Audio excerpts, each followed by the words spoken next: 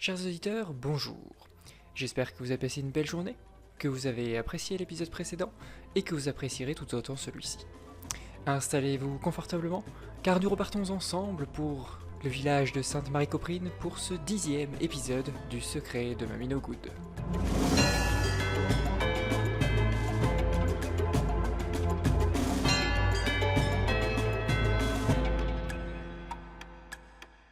« 10 décembre 1824. Alfred et Anita avaient été invités par Madame Fenwick pour le thé. Ils avaient passé la journée à investiguer dans les alentours du port, à fouiller la maison de Mamie No Good sans rien en trouver pour autant. L'enquête piétinait. Les pistes mystiques de Madame Fenwick étaient, pour ainsi dire, leur seule orientation pour tenter de résoudre cette affaire. À l'heure convenue, ils se présentèrent devant la maison de l'excentrique femme. Comme toutes les autres maisons de Sainte-Marie-Coprine, elle était faite de pierres grises et de pierres blanches sur les angles. Néanmoins, quelques signes laissaient penser que cette maison était bien habitée par une adepte des arts occultes. Quelques toiles d'araignée ici, quelques ronces là, des rideaux noirs, des carreaux de vitre cassés, un corbeau empaillé sur la porte. Bref, tout cela instaurait une ambiance inquiétante. Ils frappèrent 3 coups à la porte, et Madame Fenwick s'empressa de leur ouvrir. « Bonjour, monsieur Valamir, bonjour, madame la commissaire, mais entrez donc, entrez donc !» Le journaliste et la détective rentrèrent dans la maison. L'intérieur était bien pire que l'extérieur. Tout était sombre, noir, il n'y avait que très peu de lumière. On entrait sur une petite pièce au centre de laquelle il y avait une table, sur laquelle était déposée une nappe noire avec quelques motifs argentés. Dessus, une boule de cristal était également posée. Au fond, une vaste bibliothèque de bois était remplie de livres, tous plus anciens les uns que les autres. Dans l'autre coin de la pièce, on pouvait apercevoir la cuisine, faite d'ustensiles aussi bizarres qu'inutiles.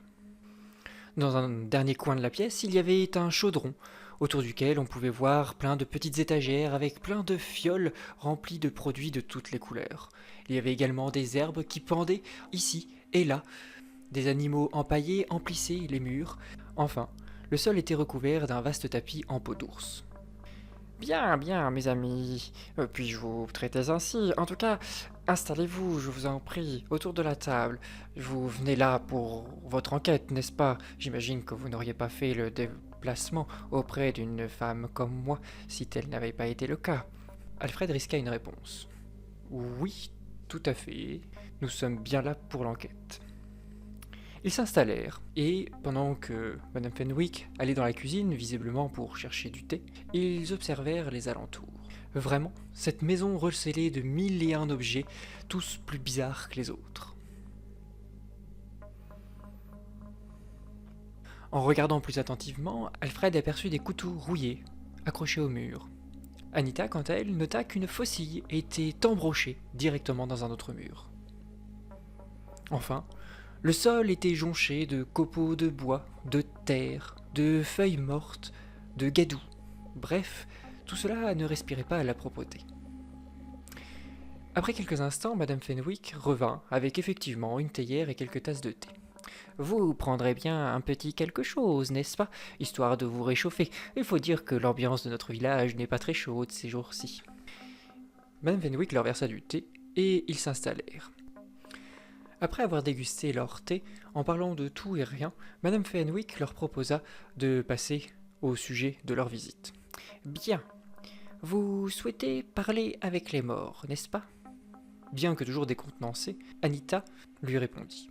« Oui, enfin, ce que nous voulons, c'est surtout avoir de plus amples informations pour savoir qui a tué Mamie No Good. » Oui, c'est bien ce que je dis, madame. Vous souhaitez parler avec les morts, et en particulier avec cette Mamie No Good. Vous voyez, je ne suis pas non plus folle, mais bon, je n'apprécie guère de faire revenir cette dame, mais puisque cela peut vous aider, allons-y. Bien, mettez vos mains sur la tête. Comptez jusqu'à 3. 1, 2, 3, fermez les yeux. Concentrez-vous fortement sur l'image de cette vieille femme. J'imagine que vous l'avez vue en photo. Concentrez-vous, concentrez-vous, concentrez-vous. Je vais appeler l'esprit de la mort. Esprit, es-tu là? Si tu es là, réponds en toquant 3 fois. Au bout d'une trentaine de secondes, on toqua 3 fois sous la table. Esprit, esprit de Mamie No Good, réveille-toi, réveille-toi, réveille-toi, et dis-nous qui t'a tué. Alfred et Anita ne croyaient pas un mot de ce qu'il se passait. À aucun moment, l'un des deux ne pensait que quelqu'un allait répondre. Pourtant, c'est bien ce qu'il se passa. Oui, qui m'a tué? Mais je vais vous le dire, je me baladais comme tous les soirs sur le port de Sainte-Marie-Coprine. Et puis, un homme qui plisse les yeux, qui est toujours face au vent.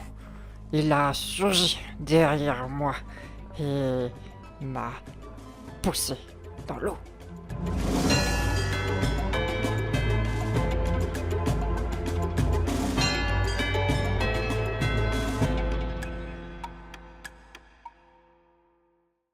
Merci d'avoir regardé cet épisode, on se retrouve dès demain pour la suite. En attendant, n'hésitez pas à partager cette vidéo, à laisser un petit commentaire, à vous abonner et à laisser un petit like si ça vous a plu. Allez, merci et à demain.